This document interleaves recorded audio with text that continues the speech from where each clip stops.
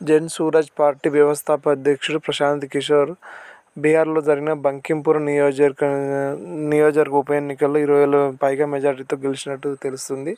అయితే ఈ స్థానం నుంచి గత 30 సంవత్సరాలుగా బీజేపీ కంచుకోట ఉన్నది. అయితే ఇప్పుడు జాతీయ అధ్యక్షుడిగా ఉన్న నితిన్ నబీ గారు ఈ స్థానంలో ఆయన రాజీనామా చేసిన తర్వాత ఈ స్థానానికి ఉప ఎన్నిక జరిగింది. ఉప ఎన్నికలో ప్రశాంత్ కిషోర్ గెలవడం జరిగింది. బీజేపీ అభ్యర్థి 2వ స్థానంలో, ఆర్జేడీ 3వ స్థానంలో నిలవడం జరిగింది.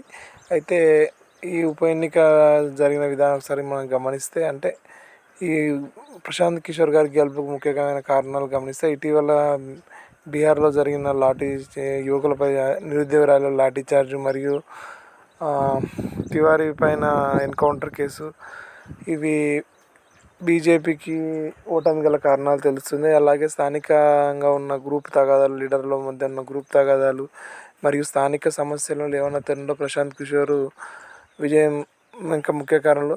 స్వతహాగా ఆయన అనలిస్ట్గా పొలిటికల్గా అన్ని పార్టీలను గెలిపించిన సత్తా ఉన్నది. అయితే గత ఎన్నికల్లో బీహార్లో తను పోటీ చేయలేదు. తన పార్టీ అభ్యర్థులు ఏ ఒక్క స్థానంలో గెలవకపోయినా ఈసారి తన ఉప ఎన్నికల్లో తన శాయశక్తులు ఒడ్డి ఈ గెలుపుకు కారణం. అయితే కొంతమంది విశ్లేషకులు బీజేపీ తన ఓటమి గల కారణాల గురించి విశ్లేషిస్తున్నారు. బీజేపీ ఇటీవల జరిగిన కొన్ని పరిణామాలు యువతపై కాంగ్రెస్ పార్టీ మరియు యువకులను నిర్లక్ష్యం చేస్తున్నారని, అలాగే E20 పెట్రోల్ అని కొన్ని ముఖ్యమైన కారణాలు చెప్తున్నారు. అయితే బీజేపీ లాంటి పార్టీలు ప్రతి ఎన్నికను చాలా సీరియస్గా తీసుకుంటాయి.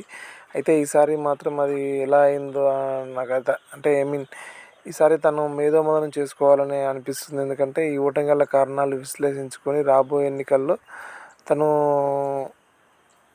ఈ గెలుపుకు బాటలు వేసుకుంటుందని నా అభిప్రాయం వ్యక్తం జరిగింది. మొట్టమొదటిసారిగా తను ప్రశాంత్ కిషోర్ ఎంతోమంది నాయకులను అసెంబ్లీకి పంపించిన మొట్టమొదటిసారి తను ఈసారి బీహార్ అసెంబ్లీలో అడుగుపెట్టబోతున్నారు.